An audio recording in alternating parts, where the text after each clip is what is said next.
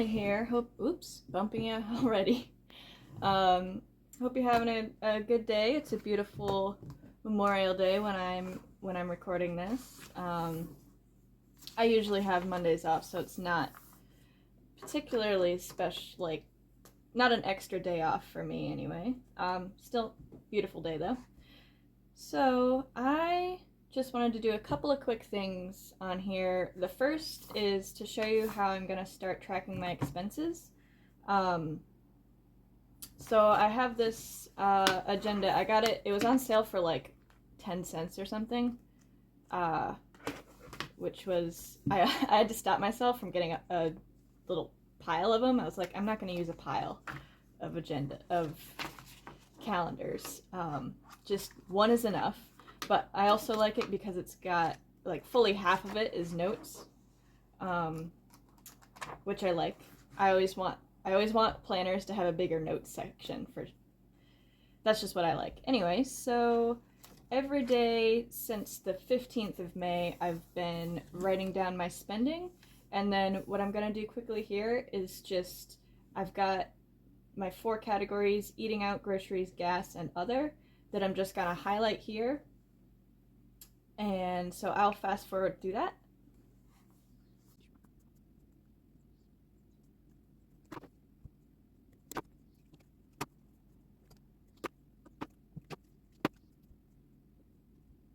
Okay, so the next thing I'm gonna do is take each category here, add up the total, and transfer it into my um, my little, what do you call it?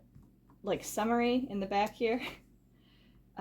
Transfer, like, so we can look at the totals and maybe talk about it a little bit. So I will fast forward through the calculating as well.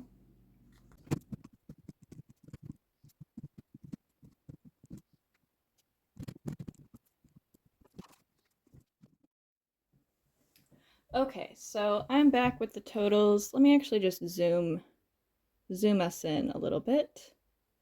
Back with the totals, and you can probably see why I wanted to do this, why I wanted to keep myself accountable. This is way too much to be spending on food.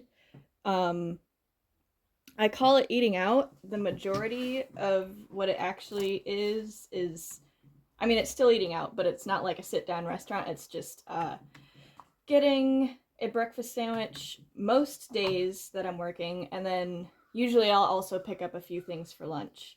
So that is on average, like, averages out to like 10, maybe $15 a day, and that's money that I don't have. That's adding to credit card debt. So really, I want to keep track of this mainly so that I can see over time how much I'm spending on food that I really don't need to. Um, you can see I haven't been buying groceries hardly at all for the past couple of weeks, just picking up some fresh things like milk and veggies, um, and a watermelon, which has been delicious. Anyway, gas, just a good thing to keep track of. These two are just good to keep track of, to know what realistically I'm spending. That way, for budgeting, I know what I know I have a realistic number. And then just a few other things. Laundry, I've been able to be drying my clothes out on the clothesline these past few weeks because it's been beautiful out. So that saves me a decent amount of money. I have been going out with friends more frequently, so a few nights at the bar. I can kind of cut down on that, just keeping it to 1 or 2 drinks. I'm there to spend time with my friends and to listen to music, not to spend a whole lot of money. But that's honestly not terrible for. Um, anyway. And then I bought a few birthday cards and some clothes in the past week or two, so just normal regular things, just keeping track of them. So that's about all for this spending tracker. Just wanted to show how I'm gonna try and keep up with keeping track of things going forward, and hopefully putting it on the channel will keep me accountable to actually keep doing it. So the other thing that I wanted to do today is to show that where did it go? Brought from my childhood bedroom this guy, this big old, oh, I can probably zoom back out. Okay, we're back. So anyway, I was kind of inspired by seeing a few different people doing like coin saving challenges and jar challenges. Mostly I'm thinking of Jamie's Realistic Life and Amanda's Budgets. I'm sure there's other people out there doing coin challenges and things like that. And if you watched my last video at the beginning, you saw how I usually save my coins with the coin rollers. Barely even fits on the desk.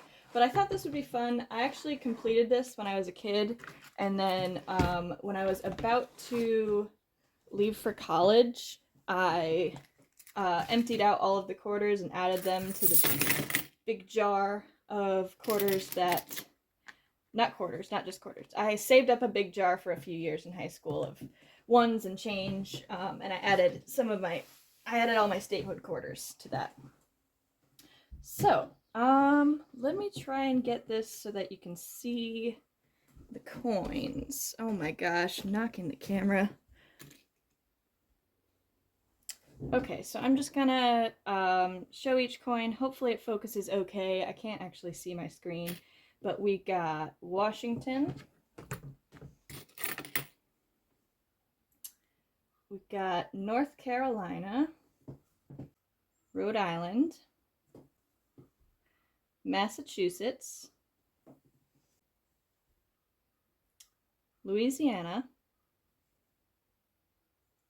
New York, Nebraska, Georgia,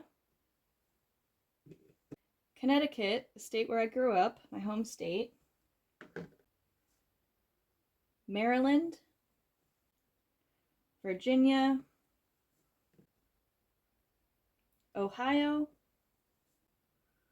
Iowa, and finally for this week, Illinois? Yeah, Illinois. Can't read, or hard to read that tiny writing sometimes. All right, so that's what I've got filled in so far. We've got 1, 2, 3, 4, 5, 6, 7, 8, 9, 10, 11, 12, 13, 14 states.